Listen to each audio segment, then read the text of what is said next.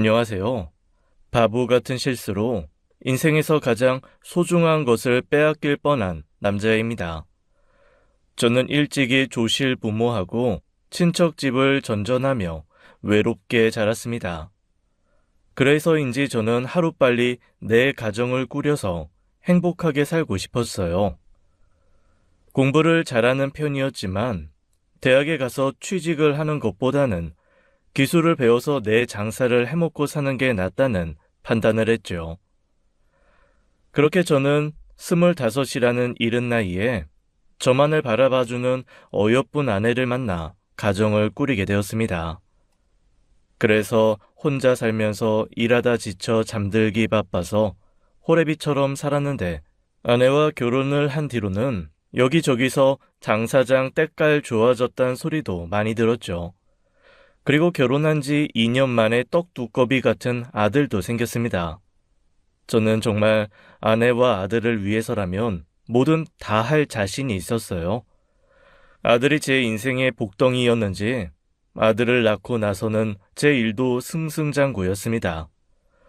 결혼 전 하청회사에서 근무하던 저는 자신의 친척을 제 자리에 꽂기 위해 저를 부당 해고한 사장 때문에 작은 회사를 차리게 되었는데요. 회사를 차리자마자 대기업에 납품할 수 있는 기회가 생겨 큰 돈을 벌게 되었습니다. 그 뒤로는 제 실력이 입소문이 나서 여기저기서 저를 찾는 사람들이 많아졌죠. 세월이 어떻게 흘렀는지도 모르게 바쁘게 살았습니다. 옹알이도 못하고 침대에 누워있던 아들이 어느새 학교에 들어가 뛰어놀기 바쁘더군요. 일이 바쁘다는 핑계로 집안 사람과 아들은 아내에게만 맡겨두고 바쁘게 살았습니다. 그 시절 남자들이 모두 그렇게 살았듯이요. 그런데 그게 제 인생에서 가장 뼈아픈 후회가 될 줄은 꿈에도 몰랐습니다. 오랜만에 온 가족이 모여 밥을 먹게 되었는데 아내가 자꾸만 화장실을 들락날락 하는 겁니다. 아유, 거 밥 먹는데 부산스럽게 왜 그래? 속이 좀 안 좋아서 그래요. 나 나중에 먹을 테니까 당신이랑 태진이부터 먹어요.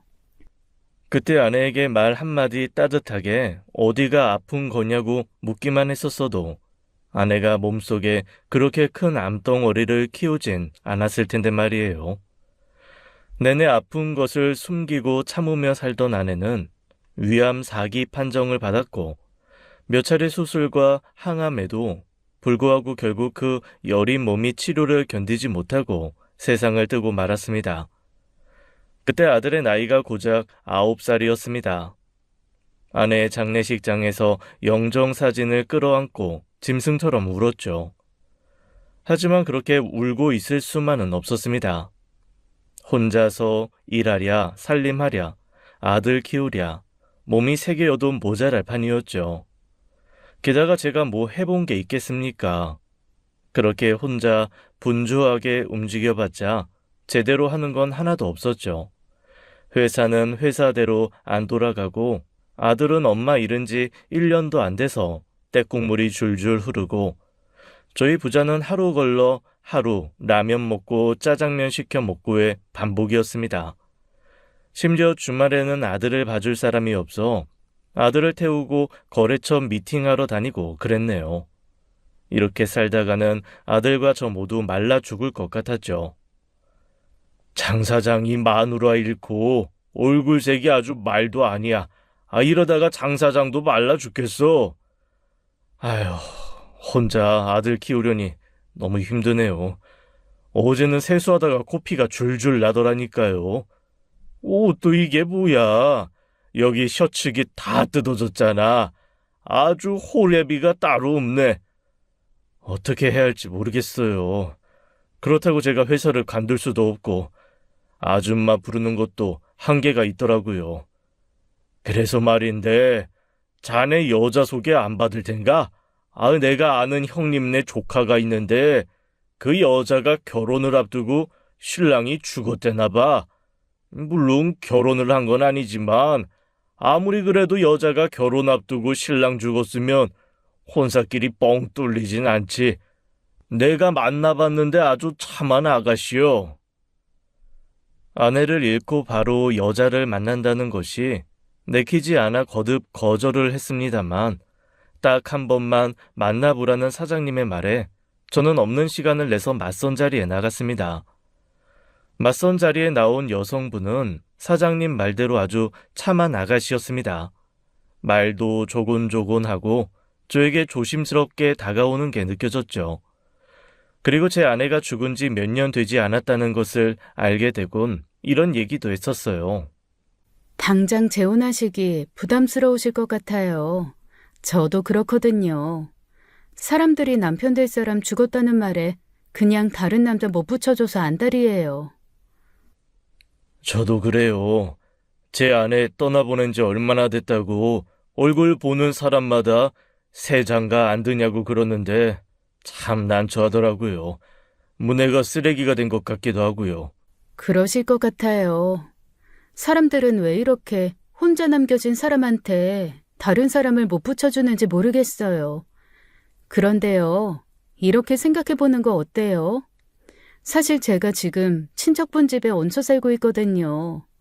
저희가 지금 당장 뭐 사랑해서 결혼하는 건 말도 안 되고 그냥 상영 씨는 살림 돌봐주고 애 봐주는 사람 생기는 거고 저는 그저 울타리가 되어줄 사람 생기는 거고 그렇게 서로 도와가면서 살면 또 사라지지 않겠어요? 듣고 보니 일리가 있는 말이었습니다. 게다가 친척 집에 얹혀 산다는 말에 제 옛날 생각도 나고 마음이 복잡하더라고요. 보아하니 손끝이 야물딱져 보이는데 저런 사람이 제 아들도 키워주고 저도 돌봐줄 수 있다면야 여자 하나 먹여 살리는 게 힘들겠습니까? 저희는 그렇게 사랑보다는 우정에 가까운 마음으로 서로를 돕고 살자며 재혼을 하였습니다. 아내는 가정에 정말 충실한 사람이었습니다. 살림은 살림대로, 육아는 육아대로 죽은 전처와 허술한 제 빈자리를 꽉 채워주었죠. 아들 녀석에게 뭐라고 소개하면 좋을까 고민을 많이 했는데 아내가 먼저 아들에게 그러더라고요. 엄마라고 안 불러도 돼. 태진의 엄마는 하늘나라에 계시잖아. 아줌마는 그냥 아줌마야. 태진이가 뭐라고 부르든 아무 상관없으니까 편하게 해. 알겠지? 아들은 아내를 아줌마라고는 부르지만 곧잘 따랐습니다. 둘이 놀이공원에도 놀러 가는 것 같더라고요. 제가 너무 바빠서 애들 데리고 어딜 다녀보질 못했는데 제가 할 수 없는 것들을 대신해주는 아내에게 그저 고맙기만 했습니다. 그럴 때마다 아내는 오히려 제게 고맙다고 했어요. 말했잖아요. 친척집에서 눈칫밥 엄청 먹고 있었다고. 차라리 내가 어렸으면 얘기가 달랐을 텐데 소박 맞은 다 큰 조카를 대하는 친척 어르신 눈치가 하루하루가 정말 지옥 같았어요. 그 지옥에서 날 꺼내준 게 당신이에요. 이 집 쓸고 닦고 태진이 먹이는 거 나한테 일도 아니에요. 나야말로 고마워요. 저와 아내는 그렇게 가랑비에 옷 젖듯 서로에게 천천히 젖어들었습니다. 결혼하고 아내는 아들 녀석과 같이 자고 언제나 저는 혼자 자는데 언제부턴가 아내가 슬그머니 안방으로 들어와 자더라고요. 저도 못 이기는 척 아내와 한 침대에서 잠드는 날들이 이어졌습니다. 그렇게 저희 가족은 아내 덕분에 빠르게 안정을 되찾았어요. 그렇게 몇 년 후 저와 아내 사이에서는 예쁜 딸이 태어났습니다.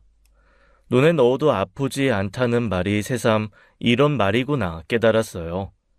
아들 녀석 태어났을 때는 일이 워낙 바쁘기도 했고 첫 아이라서 뭘 몰랐는데 둘째는 특히 딸은 확실히 다르더라고요.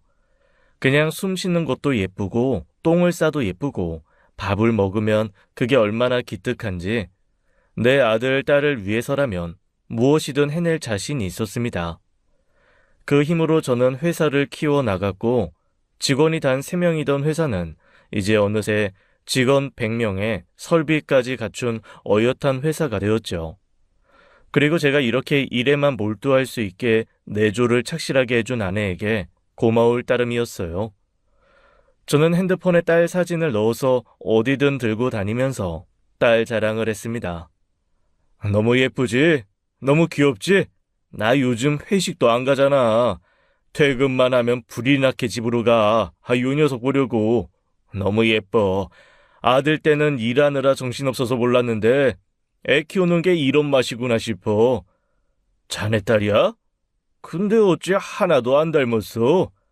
딸이 날 닮아서 뭐해? 자네 맨날 나한테 소도둑상이라고 하잖아. 우리 아내가 이쁘거든. 나랑 다르게 뽀얗고. 딸이니까 엄마를 닮았지. 그런가? 아들 녀석은 자네랑 아주 거푸집이잖아. 근데 딸은 하나도 닮은 구석이 없으니까 그렇지. 어허, 아이 지금 자네 나 시샘하는가? 나 닮은 아들에 마누라 닮은 딸까지 있다고? 아이고, 그래 좋겠수다. 그럼 오늘 삼겹살도 장사장이 쏘지? 아유, 그럼 내가 왜 못 사? 먹고 싶은 거 다 시켜. 오늘 내가 쏜다. 근데 나 6시면 칼같이 일어날 거야. 딸 자랑을 여기저기 해대니 다들 술 사라, 밥 사라 난리도 아니었습니다.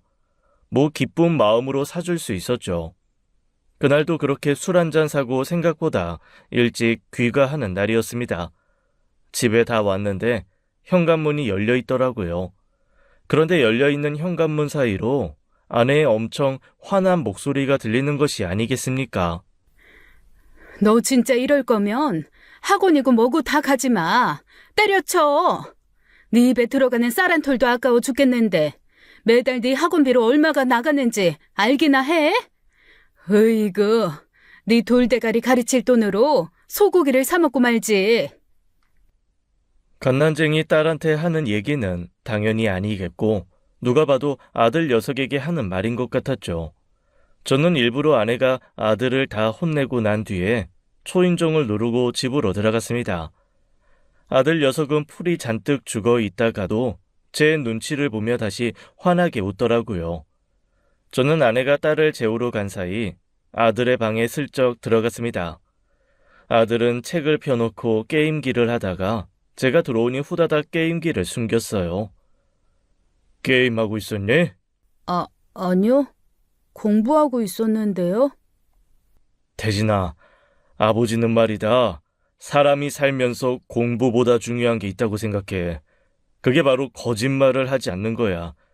아버지는 너 게임하는 거 하나도 신경 안 써. 공부든 게임이든 네가 하고 싶은 거 하고 살면 되지. 하지만 거짓말은 안 돼. 그건 버릇이 되는 순간 돌이킬 수 없는 거거든. 아버지 말 이해하겠니? 네, 죄송해요. 그래. 아버지는 어떤 일이 있더라도 네가 거짓말만 하지 않으면 절대 혼을 내지 않을 거야. 아버지 믿어? 네, 믿어요. 믿을게요. 그럼 아버지가 하나만 더 물어봐도 될까?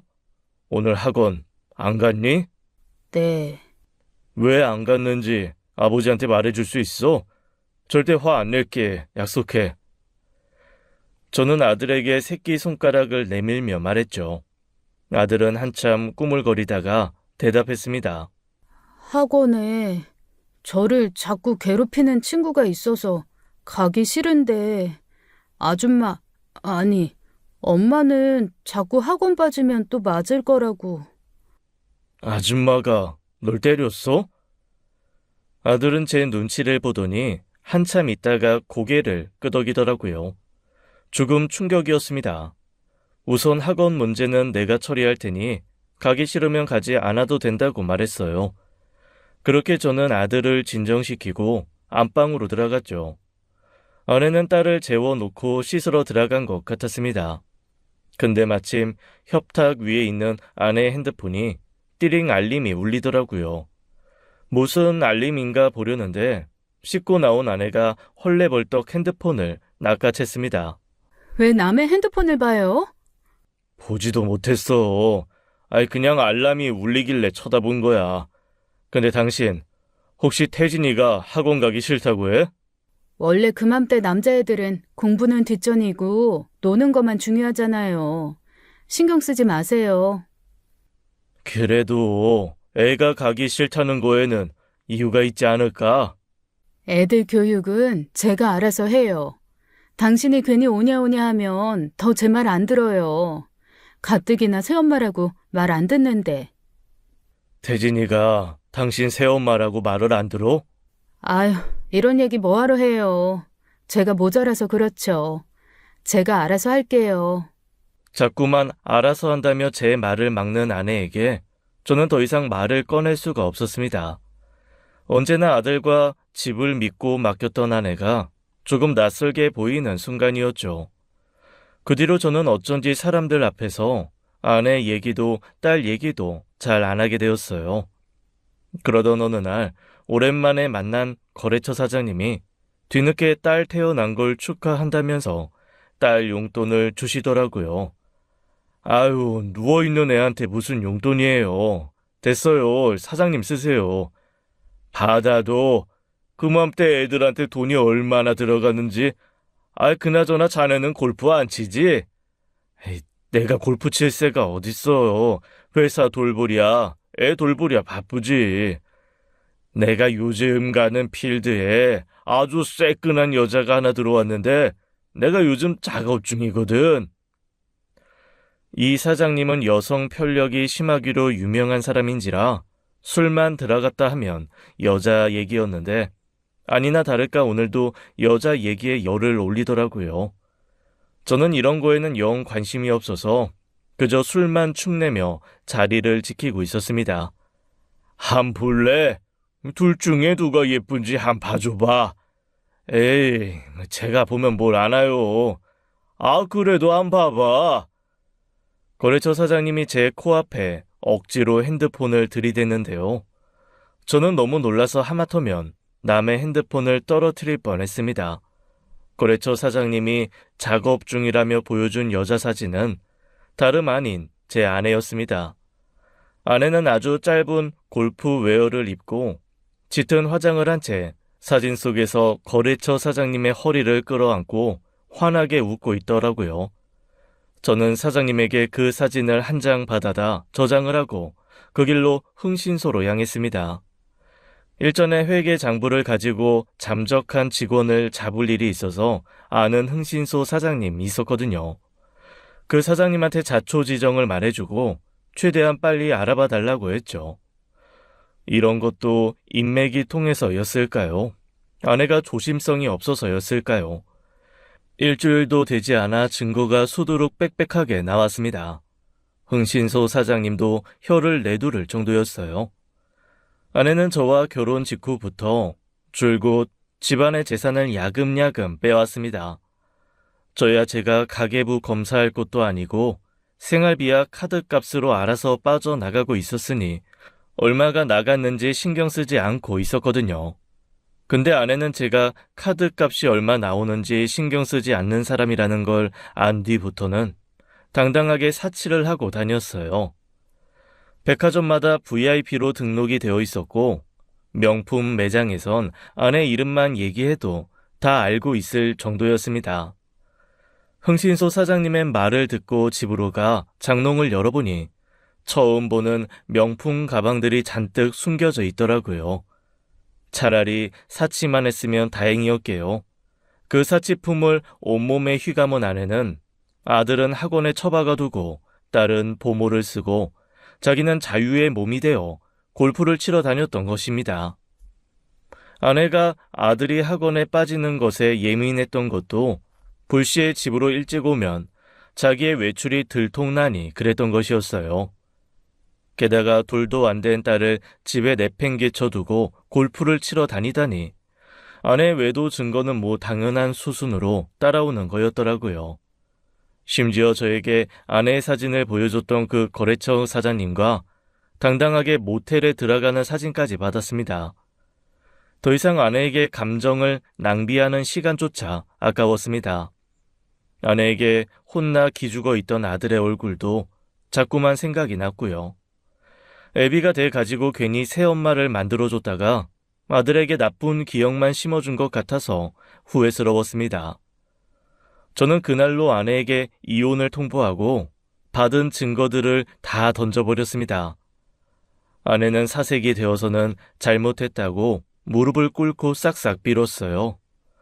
사치도 외도도 다 괜찮았습니다. 하지만 내가 벌어온 돈으로 밖에서 놀면서 내 아들에게 소리치던 그 광경이 자꾸만 잊혀지지가 않았어요. 결국 아내는 저에게 한 푼도 받지 못하고 쫓겨나야 했습니다. 왜냐고요? 이혼 소송을 진행하면서 저는 문득 일전의 딸과 제가 안 닮았다는 지인의 말이 떠올랐거든요. 제발 아니겠지 싶은 마음이었지만 그래도 진실을 확인해야 했기에 딸과 저의 유전자 검사를 맡겼습니다. 네, 결과는 딸 역시 제 딸이 아니었습니다. 심지어 지금 만나고 있는 거래처 사장도 딸의 친부가 아니었습니다. 누군지 기억도 못하는 눈치더군요. 도대체 얼마나 오랫동안 개차반으로 살아온 인생이기에 그런 건지 한심하기 그지없었죠. 저는 그렇게 아내와 딸을 내보내고 다시 아들과 단둘이 되었습니다. 일도 가정도 두 마리 토끼를 다 잡으려던 저는 그 일을 계기로 뼈저리게 후회하고 또 깨달았습니다. 두 마리 토끼를 다 잡을 순 없는 거구나. 그렇다면 제가 선택할 건 당연히 아들이었죠. 저는 회사를 아는 분께 넘기고 그 수익으로 작은 건물을 매입했습니다. 다행히 공실 없이 꽉 들어찬 건물인지라 월세와 남은 돈으로 생활이 가능했죠. 일은 최소한으로 줄이고 아들과의 시간을 많이 보내기로 결심했어요. 청소, 빨래 등 모든 집안일을 제가 담당했고 밥도 하나하나 배워서 아들에게 해다 바쳤습니다. 하지만 제가 간과한 것이 있었어요. 바로 아들의 심적인 상처였죠. 아들은 어린 나이에 엄마를 잃고 또 엄마를 잃은 상처를 보듬기도 전에 새엄마가 생기고 아빠는 일한답시고 밖으로 나도는 동안 혼자서 집에서 새엄마를 감당하며 새엄마에게 학대 아닌 학대를 받았으니까요. 아들의 내적 상처가 깊은 것은 어찌 보면 당연했어요. 그런 아들의 상처는 아들이 한 살 한 살 먹어갈수록 사춘기가 심해지는 것으로 표가 났습니다. 저는 제가 잘못한 것이 있기에 아들이 엇나간다 하더라도 아들을 올바른 길로 인도하기 위해 최선을 다했어요. 하지만 자식이 어찌 부모의 타는 속을 알아준답니까? 중학교 2학년밖에 안 된 아들의 가방에서 담배가 나왔을 때는 이걸 어떻게 가르쳐야 하나 앞이 막막하더라고요. 하지만 사춘기가 심한 아이들을 다그쳐봤자 부모와의 관계가 더 멀어진다는 말을 들었기에 저는 꾹 참고 아들의 가방 속에 발견한 담배를 원래 있던 자리에 놓고는 모른 척 해주었습니다. 아들, 밥 먹고 학교 가야지. 됐어요. 아들이 제게 그나마 고분고분할 때는 용돈을 받아갈 때뿐이었지만 그것도 액수가 모자라다고 생각하는지 점점 저에게 받아가는 돈이 많았습니다. 저는 혹시 나쁜 친구들에게 빼앗기는 건 아닌지 걱정이 들었죠. 혹시 누가 너 돈 뺏어가는 거냐? 아빠한테 솔직하게 말해도 된다. 아버지 그런 걸로 너 안 혼내.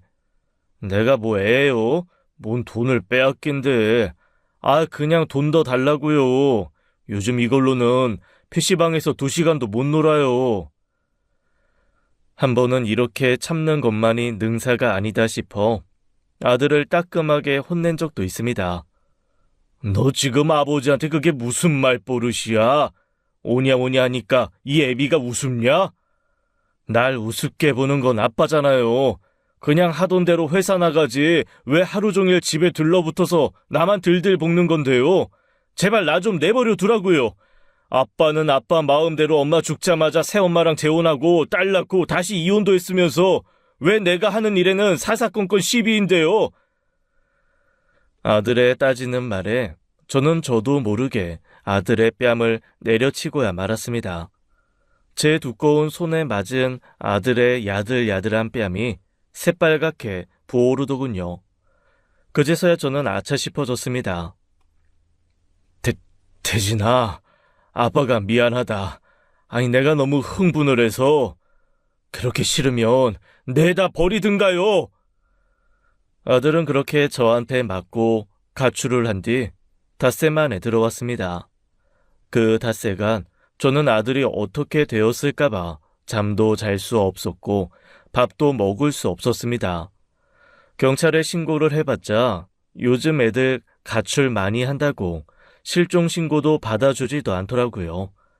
속이 새까맣게 타들어갈 때쯤 아들이 새벽녘에 집에 몰래 들어오는데 그 뒤로는 아들이 가출할까봐 함부로 말도 하지 못했습니다. 제가 할 수 있는 건 그저 아빠는 언제나 네 편이라고 각인시켜주는 것과 용돈을 주는 것뿐이었죠. 그렇게 아들은 출석 일수를 겨우 채운 뒤 중학교 졸업장을 받을 수 있었습니다만 졸업식엔 나타나지도 않고 졸업장도 제가 선생님에게 겨우 받아봤습니다.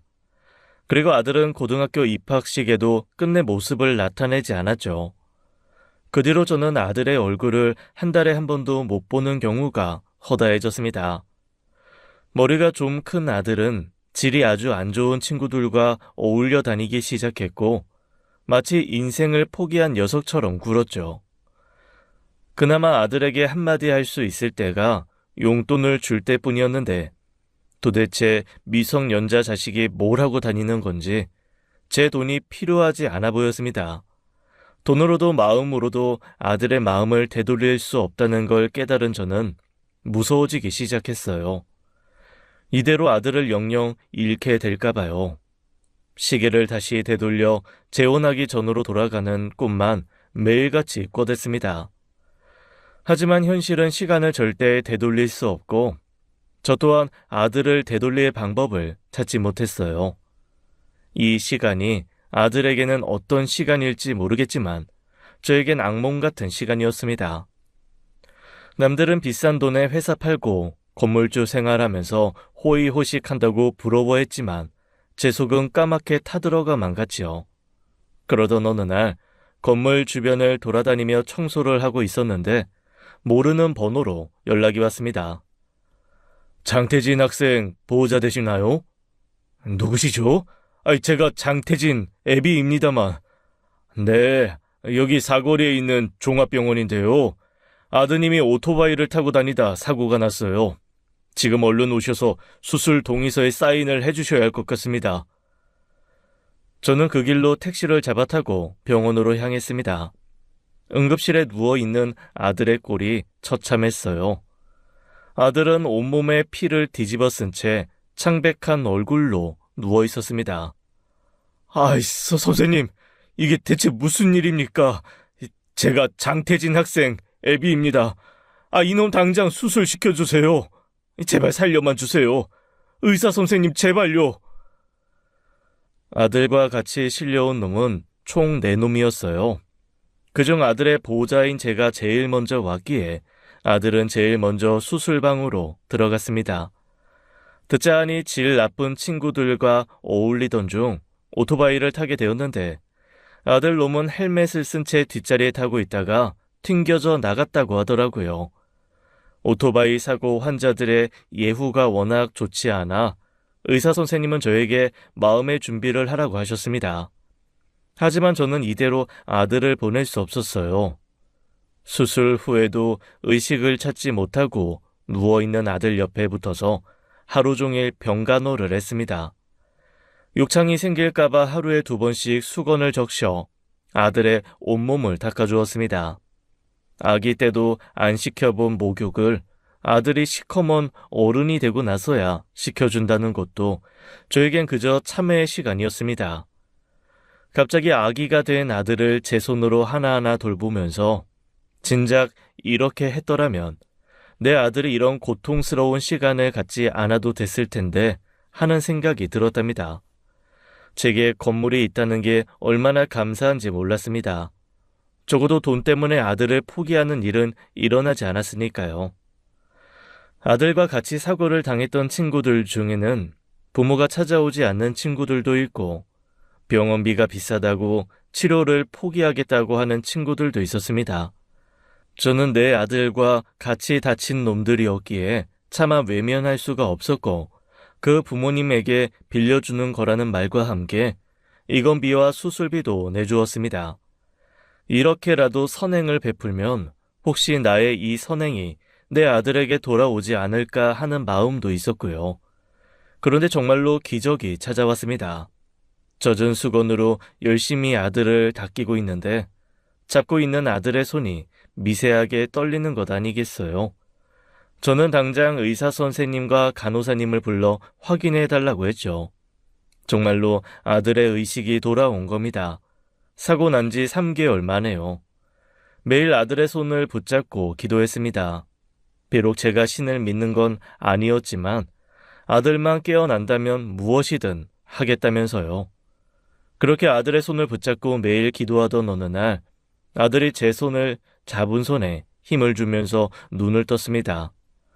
나중에 아들에게 들은 말이었는데 아들은 희미하게 의식이 되찾아지던 순간부터 저의 기도를 들었다고 해요. 매일매일 그 기도를 들으면서 저에게 꼭 사과를 하고 싶었다고, 그러기 위해서 의식을 열심히 찾았다고 했습니다. 저는 그런 아들을 꽉 안아주었어요. 아버지 죄송해요. 저 때문에 걱정 많이 하셨죠. 아니다. 아니야. 이렇게 살아 돌아왔으면 됐다. 난 그걸로 다 됐어. 후유증이 남을지도 모를 거라는 의사 선생님의 말과는 달리 아들은 수술 회복 속도가 아주 빨랐습니다. 재활 치료도 열심히 한 덕분에 아주 빨리 뛰지는 못하지만 일상생활을 하는 것에는 큰 무리가 없다고 했습니다. 제가 수술비를 빌려준 친구 역시 뒤늦게 눈을 떴더라고요. 물론 그 친구는 다리 쪽에 장애가 남게 되었지만 부모님과 함께 저에게 용서를 구하면서 앞으로 착실하게 살겠다고 약속했어요. 그들의 부모님에게도 빌려준 이 수술비는 아들 놈들한테 직접 받겠다는 약속도 했습니다. 그렇게 아들들과 친구들은 목숨을 겨우 부지하고 나서야 정신들을 차렸어요. 한 친구는 기술을 배우겠다고 학교에 다시 들어갔고 제 아들놈은 검정고시로 고등학교를 졸업하고 수능을 준비했습니다. 그저 아들이 살아 돌아오기만을 기다렸는데 이렇게 멀쩡하게 나아서 공부를 한다는 사실이 그저 감격스러웠죠. 저는 아들의 뒷바라지 하는 맛으로 살았습니다. 그렇게 아들은 저의 뒷바라지를 열심히 받아 서울에서 내노라 하는 유명한 대학교에 합격하였습니다. 남들보다는 조금 늦게 들어갔지만 어쨌든 자기 꿈을 위해서 달리는 아들과 함께 대학교 정문 앞에서 사진도 찍었죠. 그때가 제 인생에서 가장 행복했던 때가 아니었나 싶습니다. 아들은 조금 늦게 시작했기에 더 공부에 매진했어요. 아들은 제가 학비며 생활비를 다 대주는 걸 너무 미안하게 생각했지만 저는 단호하게 굴었습니다. 내가 돈 번 이유는 다 너 하나다. 너 잘 먹고 잘 살라고 보는 거야. 너 위해서 번 돈 너한테 쓰는 거니까 하나도 미안해할 거 없다. 나는 늘 더 못해줘서 미안할 뿐이야. 그래도 이번에 학비는 장학금으로 충당했으니까 생활비만 좀 도와주시면 돼요. 됐다. 학비도 그냥 비상금으로 넣어도 남자는 말이야 항상 비상금 주머니가 차 있어야 해. 그렇게 아들은 열심히 공부를 한 덕에 수석으로 졸업할 수 있게 되었고 졸업하자마자 좋은 회사에 취직도 할 수 있었습니다. 어엿하게 사회에서 1인분을 하는 아들을 바라보며 이제 죽어도 여한이 없다는 생각했죠. 그저 혼자 잘 살기만 해도 감지덕지인데 어느 날 아들이 제게 말했습니다. 아버지, 사실 저 만나는 사람 있어요. 결혼까지 하고 싶어서 아버지한테 소개해드리고 싶어요. 아이고 그래? 연애를 다 했어? 세상에 장하다. 그런데요 아버지, 사실 그 친구가 집안 사정이 좀 어려워요. 그래서 결혼을 안 하고 싶어 해요. 저는 제가 모은 돈으로만 결혼해도 상관없거든요. 그거야 그렇지. 사람만 좋으면 된다. 네, 좋은 친구예요. 아버지도 보시면 분명 좋아하실 거예요. 아들이 자신만만해하며 데려온 아가씨는 정말 한눈에 봐도 선해 보였습니다. 말투도 참하고 무엇보다 아들과 서로 사랑하는 마음이 깊어 보이더라고요. 저는 잴 곳도 없이 두 사람의 결혼을 허락했습니다. 태진이한테 사정은 대충 들었다. 그런 거 걱정하지 마라.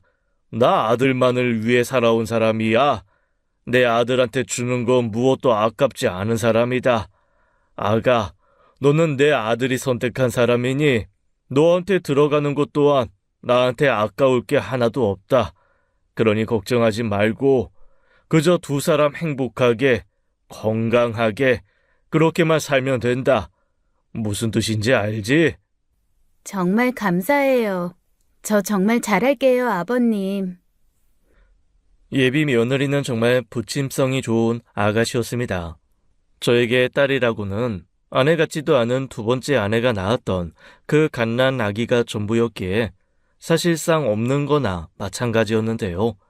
예비 며느리는 제게 나도 딸이 있었다면 이렇겠구나 하는 생각이 들게 했어요. 아무리 제가 아들과 화해하고 친하게 지냈다지만 확실히 남자 둘 있을 때와 가운데 살가운 사람이 있는 건 전혀 느낌이 달랐습니다.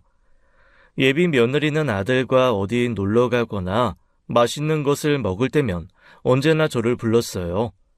아우, 난 됐고 니들끼리 먹고 와. 왜요, 아버님? 같이 가요. 거기 엄청 유명해서 예약하기 진짜 힘든데 제가 겨우 했어요. 이런 거라도 해드리고 싶어서 그래요, 아버님. 살살 웃으면서 얘기하는데 저도 모르게 알겠다며 예비 며느리를 따르게 되더라고요. 그렇게 저는 눈치 없는 예비 시아버지가 되어 아들 내외 데이트하는 데 끼곤 했답니다. 저도 일만 하고 사느라 아들과 예비 며느리가 놀러 다니는 별천지를 구경하다 보니 세상이 이렇구나, 세상이 이렇게 달라졌구나 새삼스럽더라고요. 애들끼리 놀게 냅둬야 하는데도 신기한 세상을 아들과 함께 즐길 수 있다는 게 마냥 행복했죠. 지금 아들과 제가 사는 집을 처분하고 좀 더 넓은 집으로 옮길 수 있게 준비를 해두었습니다.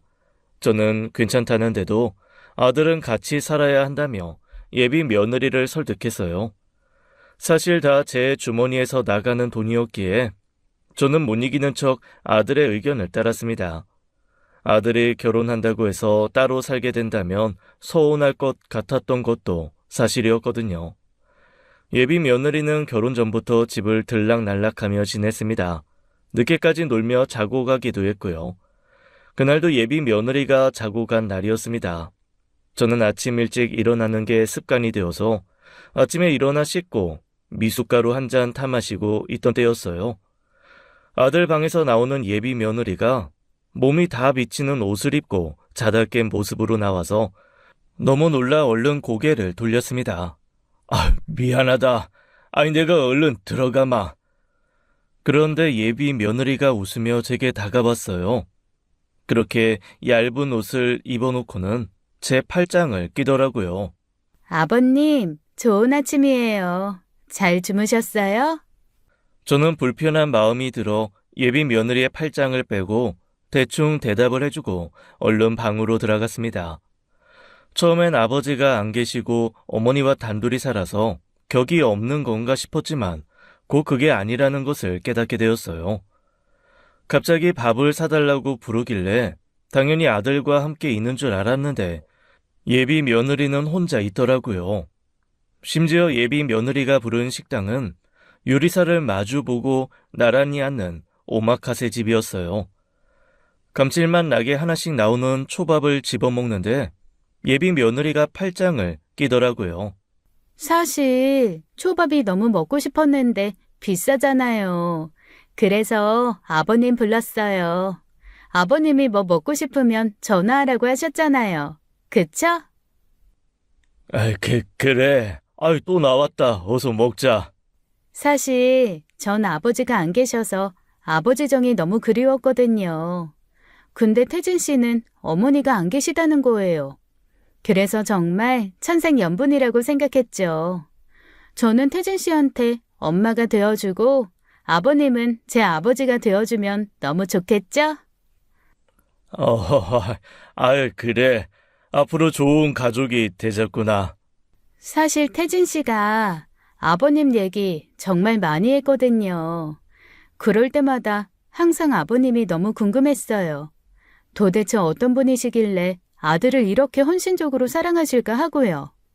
저희 아버지는 제가 아주 어릴 적에 저희 엄마를 버리셨거든요. 그래서 저는 엄마랑 평생 아주 어렵게 살았어요. 아이고, 그랬구나. 그래서 저도 항상 기대고 싶은 아버지가 있었으면 했어요. 앞에 초밥 만드는 요리사가 서 있는데 자꾸만 저한테 팔짱을 끼며 다가오는 며느리가 조금 부담스러웠습니다. 심지어는 기대고 싶다면서 제 어깨에 이마를 기대는데 저는 너무 당황스러워서 저도 모르게 예비 며느리를 밀쳤습니다. 남들이 보면 어떻게 생각할지도 걱정이 됐고요. 한 번은 제가 관리하고 있는 건물 앞에 예비 며느리가 찾아왔는데 아주 짧은 옷을 입어서 다리가 훤히 드러나더라고요. 도대체 눈을 어디에 둬야 할지 모르겠는데 저에게 다가오며 팔짱을 끼니 세입자 사장님께서 누군가 싶어서 내다보더라고요. 이상한 소문이 날까 싶어 얼른 큰 소리로 말했습니다. 아이고, 우리 예비 며느리가 여기까지 어쩐 일이야? 아버님, 건물주라면서요? 어떤 건물인가 궁금해서요. 하면서 건물을 구경시켜 달라고 여기저기 다니는 것 아니겠어요? 평소 저는 세입자분들 장사 방해 안 되게 최대한 조심조심 다니는데 시끄럽게 떠들면서 여기저기 휘젓고 다니는 예비 며느리를 보며 제가 원래 저렇게 조심성이 없었나 싶은 마음이 들었습니다. 둘만 잘 살면 되지라는 마음으로 그때부터 예비 며느리의 직접적인 연락은 피하게 되었네요. 그렇게 결혼식이 다가오는 어느 날이었습니다. 저는 세입자 사장님 중에 친하게 지내는 사장님과 한잔하고 있었는데요. 또 며느리의 전화가 오길래 슬쩍 핸드폰을 뒤집어 놨죠. 왜 안 받아? 며느리 아니여? 사실 그게 말이야. 저는 그간 예비 며느리에게 느꼈던 찜찜함을 모두 털어놓았습니다. 갑자기 저에게 너무 들이대는 며느리가 당황스럽기도 하고 부담스럽기도 했다고요. 그러자 사장님이 제게 한 가지 제안을 주시더라고요. 장 사장이 돈줄이라 그런 거 아니야? 그러지 말고 지원 더 못해준다 그래. 갑자기 돈 사정이 안 좋아져서 신혼집이고 뭐고 못해준다고 해봐. 그럼 싹 바뀔걸. 자네가 아들한테 돈을 좀 버줬나? 자네랑 자네 아들 돈 보고 들이대는 여자가 어떻게 없겠어? 물론 그 정도는 감수하고 살아야겠지만 너무 그러면 그런 건 좀 자제시킬 필요가 있지. 어떻게 아들과 결혼할 여자에게 그런 거짓말을 할 수 있나 싶기도 했지만 그건 며느리가 제 앞에서만 보여줬던 모습과 아들과 제가 있을 때 보여줬던 모습이 너무나도 확연하게 달랐기에 저는 며칠 고민 후 아들과 예비 며느리를 불러 말했습니다. 너네 결혼하면 이사하기로 한 짓 말이다. 갑자기 집값이 올랐다고 돈을 더 달라지 뭐냐. 사실 내가 가지고 있는 건물, 그게 건물이냐? 그냥 좀 큰 상가지. 요즘 세입자들도 자꾸 빠져나가고 나도 당장 현금이 좀 부족한 상황이라서 괜찮으면 그냥 이 집에 들어와 살아도 되겠냐? 여기서 살면 혼수 따로 안 사도 되고 좋을 것 같은데 너는 어떻게 생각하니? 조심스레 꺼낸 돈 얘기에 아니나 다를까 예비 며느리가 인상을 팍 구기더라고요. 이사가 코앞인데 갑자기 집값을 올렸다고요? 아버님 건물 저당 잡아서 대출 받으면 안 돼요? 그냥 당분간만 여기서 살다가 우리가 청약해서 나가도 되는 거고 어때? 아들의 말에 며느리는 한숨을 푹 쉬었어요. 그리고 며칠 뒤 퇴근하고 집에 들어오는 아들이 한숨을 푹 쉬더라고요. 무슨 일이냐고 물어봤더니 한참 뜸을 들이다 말했습니다. 사실은요, 아버지. 예양이가 요즘 자꾸 예민하게 굴길래 둘이 다툼이 좀 있었는데 저도 모르겠어요. 제가 알던 예양이 같지도 않아요. 자꾸 돈 얘기만 하고 아버지가 다 해주겠다고 해놨다가 아무것도 안 해준다고 저를 구박하는데 아버지, 솔직히 저 요즘요 이 결혼 해야 하나 싶은 생각만 들어요. 진짜 죄송해요. 네가 죄송할 게 뭐냐. 원래 사람이란 입체적인 존재인 거야. 이런 모습도 있고 저런 모습도 있는 거지. 그 모습이 이제야 발견된 거고 나는 다 괜찮으니까 네가 제일 행복한 결정을 해. 나는 무조건 네 행복이 1번이다. 진지하게 고려해 보겠다는 아들의 뒷모습이 축 처져 보이는 게 영 마음이 쓰였습니다. 며칠 뒤 아들이 어떻게 되어가고 있나 궁금하던 찰나 예비 며느리에게 전화가 왔습니다. 핸드폰 액정에 예비 며느리 이렇게 뜨는데 괜히 심장이 쿵쿵 뛰더라고요. 아이 그래, 오랜만이구나. 일부러 그러신 거죠? 돈줄 싹 끄는 거 아저씨 건물에 나간 세입자 없던데요? 그게 무슨 소리냐? 아저씨, 정말 저 기억 안 나세요? 아니면 뒤늦게 기억나서 돈줄 싹 끄는 거예요? 저는 날카로운 며느리의 말투에 당황해서 대답도 못하겠더라고요. 제가 대답을 안차 며느리는 만나자며 대뜸 장소 하나를 보냈습니다. 아들에게 전화를 먼저 해야 할까 고민하다가 내가 애비니까 먼저 해결하겠다는 마음으로 예비 며느리를 만나러 갔습니다. 그렇게 카페에 도착한 제가 만난 건 정말 뜻밖의 사람이었습니다. 바로 저를 두고 불륜을 저질렀다 헤어진 저의 두 번째 아내요. 예비 며느리와 나란히 앉아있더군요. 상황 파악이 전혀 되지 않았습니다. 딸년 얼굴은 기억 못하더니 내 얼굴은 용케 기억하나 보네. 당신이 왜 여기에? 왜긴요, 사돈 어르신. 제가 예향이 애미니까 여기 왔죠. 사람들이 웃을 일이지. 전 저 딸이랑 지 아들이랑 결혼시키는 줄도 모르고. 이게 다 무슨 소리야? 예양이가 당신 딸이라고?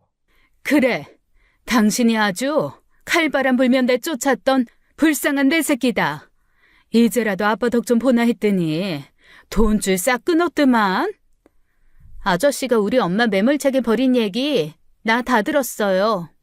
우리 엄마랑 나 아저씨한테 버림받고 나서 얼마나 힘들게 살았는지 알아요?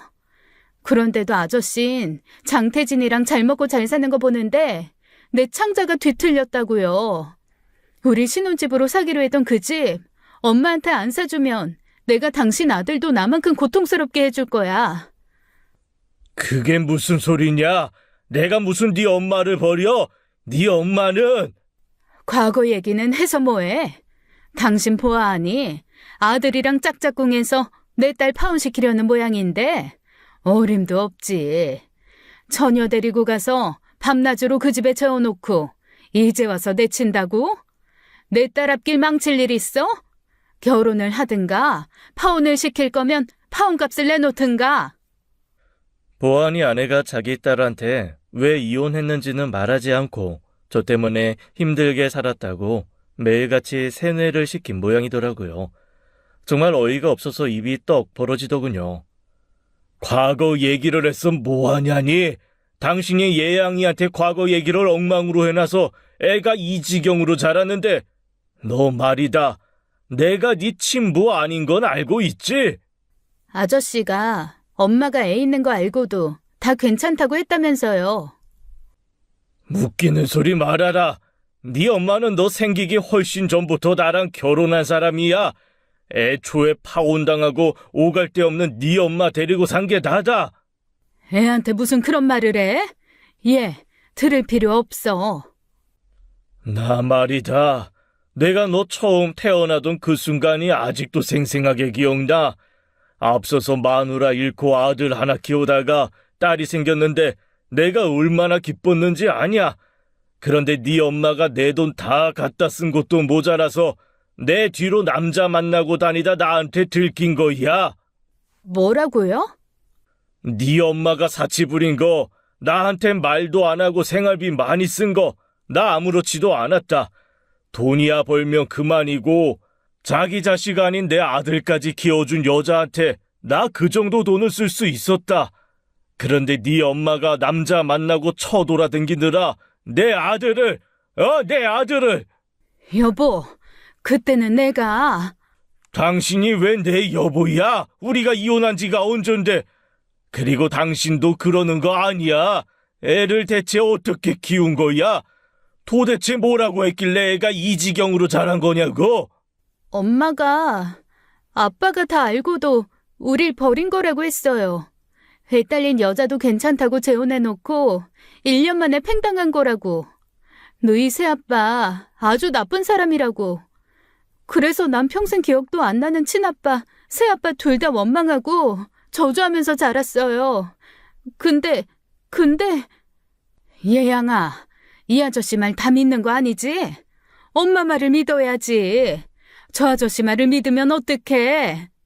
조용히 해. 아버님 말이 다 맞아. 대체 엄마는 날 어떻게 키운 거야? 왜 날 이렇게 키운 거야? 왜 나를 이런 쓰레기 괴물로 키운 거냐고? 괴차반인 엄마 아래서 괴차반으로 자란 예비 며느리이자 제 의붓딸이 불쌍하긴 했지만 그것 또한 다 자기 팔자라고 생각했습니다. 저는 울부짖는 그 아이를 두고 뒤돌아섰습니다. 어떻게 집에 왔는지 정신이 하나도 없더군요. 겨우 정신을 차리고 나니 거울 속에 있는 웬 얼빠진 늙은이가 있었습니다. 살아온 저의 인생을 되돌아보게 되었습니다. 조실부모하여 혼자의 몸으로 그저 잘 살아보겠다고 아둥바둥 거렸던 제 인생 말입니다. 저는 그저 행복한 가정을 꾸리고 싶었을 뿐인데 그게 그렇게 어려운 소원이었을까요? 저도 모르게 눈물이 났습니다. 그런데 꺼이꺼이 울고 있는데 퇴근한 아들이 저를 보고 놀라더라고요. 아버지 왜 그러세요? 무슨 일 있으세요? 내가 미안하다 아들아. 다 내 잘못이야. 다 내가 잘못 산 벌을 네가 받는다. 아버지 왜 그러세요? 저는 고민 끝에 오늘 있었던 일을 모두 털어놓았습니다.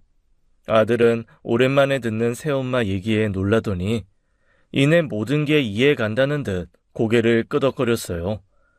이제 알겠네요. 예양이가 그렇게 저를 따라다닌 이유를. 뭐? 회사 아르바이트생으로 들어왔는데 저를 보고 첫눈에 반했다면서 엄청 쫓아다녔거든요. 사실 저는 연애 생각이 그렇게 많지 않았는데 여자애가 내가 좋다고 쫓아다니는데 그걸 매몰차게 하기가 마음이 좀 안 좋더라고요. 그렇게 하루 이틀 만나다가 정이 들어서 지금까지 온 건데 어제도 저한테 전화 와서 진짜 집 안 사주는 거냐고 따지더라고요. 아버지 잘못하신 거 없어요. 그냥 운이 안 좋았을 뿐인 거예요. 다 잊어버리세요. 저도 그냥 파혼할게요. 저는 마치 아이처럼 아들의 품에 안겨 엉엉 울었습니다. 바보 같은 나한테서 어떻게 이렇게 의젓한 아들이 나올 수 있는 건가 고맙기도 하고 미안하기도 해서요. 그렇게 아들은 예비 며느리에게 파혼을 통보하였고 반대할 줄 알았던 그 아이도 제 말을 들은 후여서 그런지 순순히 알겠다고 했다고 합니다. 그런데 제 전처는 아직 포기하지 않았는지 또 저한테 전화가 오더라고요. 당신 정말 1억이야? 파혼이라니? 내 딸은 어떡하고? 나는 또 어떡하라고? 당신 딸 예뻐했잖아. 어차피 친딸도 아닌데 결혼시키는데 아무 무리 없잖아. 데려가서 딸 삼아 며느리 삼아 그렇게 살아, 응? 그렇게 살면서 내 돈 또 갖다 쓰려고? 이번엔 내 아들 돈까지? 이 누겁을 쓰고 그렇게 살면 안 되는 거야? 내가 좀 그렇게 살면 어때서? 내가 당신한테 얼마나 헌신적으로 살았는데. 당신 나 헌신짝 버리듯 버렸잖아. 그가 이제라도 달라는 건데 그게 그렇게 아깝고 고가워? 그래, 아깝고 고깝다. 당신 입에 들어가는 거는 단 한 푼도 주기 싫다. 이렇게 전화하는 것도 진절머리 나고 자꾸 과거 얘기하는 것도 지긋지긋해. 아무 말 없던 아내는 갑자기 울기 시작하더라고요. 그 우는 소리도 그저 지긋지긋해서 끊으려는데 또 소리를 지르기 시작했습니다. 내가 정말 죽을 것 같아서 그래. 지금 당장 쌀 한 톨도 먹고 죽을 돈도 없어서 딸 결혼시키고 그 덕에 나도 좀 편하게 살아보려고 그랬다. 당신이랑 이혼하고 내가 얼마나 힘들게 살았는데 곰팡이 피는 반지하에서 내 딸이랑 내가 얼마나 괴롭게 살았는데 같이 산 정이 있지. 입에 풀칠하게 좀 도와줄 수 있는 거 아니야? 대체 언제까지 그러고 살래? 언제까지? 딸 보기 부끄럽지도 않냐? 저는 전화를 확 끊고 번호를 차단까지 했습니다. 그 뒤로 모르는 번호는 일부러 받지 않았더니 더 이상 전처에 연락이 오는 일은 없었어요. 그러던 어느 날 여느 때처럼 건물 청소를 하고 있는데 예비 며느리, 아니 전처의 딸인 그 아이가 오더라고요. 화려했던 이전 옷차림과 전혀 다른 수수한 차림이라 처음엔 알아보지 못했습니다. 또 무슨 얘기를 할까 싶어 잔뜩 겁을 먹었는데 저에게 사과를 하러 왔다고 했어요. 이 말씀은 꼭 드리고 싶어서 찾아왔어요. 저 보기 싫으실 거 아는데 조금만 시간 내주세요. 무슨 일이냐? 이거 태진 씨, 그러니까 태진 오빠가 저한테 선물해줬던 것들이에요. 오빠는 전화를 안 받아서 실례를 무릅쓰고 찾아왔습니다. 이거 오빠한테 대신 전해주세요.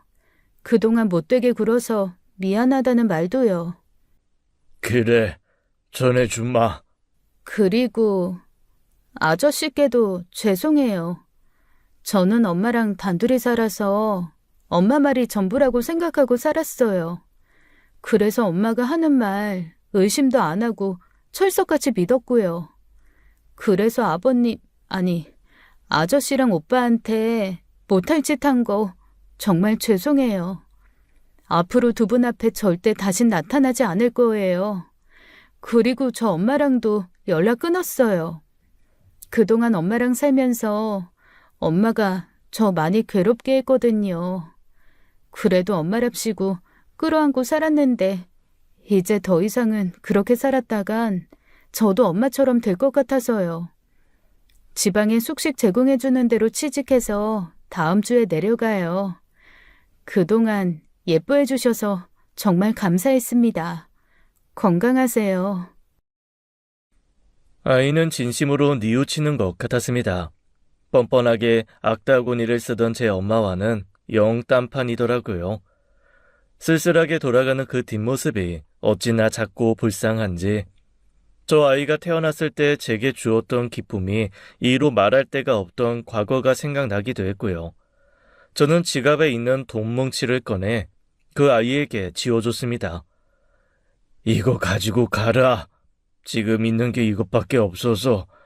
그리고 살다가 정말로 도저히 네 힘으로 해결할 수 없는 문제가 생기거든. 나한테 연락해놔. 내가 너를 1년밖에 안 키웠지만 그래도 한때 네 아빠인데 아주 힘들 때 도와주마. 그 아이는 제가 쥐어준 돈을 쥐고는 한참이나 울더라고요. 마음이 너무 좋지 않았습니다. 그 뒤로 그 아이는 가끔씩 제게 안부 전화를 하며 자긴 잘 지내고 있다고 했어요. 저번 명절에는 일하는 회사에서 받았다며 선물 세트도 보내더라고요. 아들은 한 번은 그 아이 연락이라며 치를 떨더니 사정을 다 듣고는 그냥 모른 척 했습니다.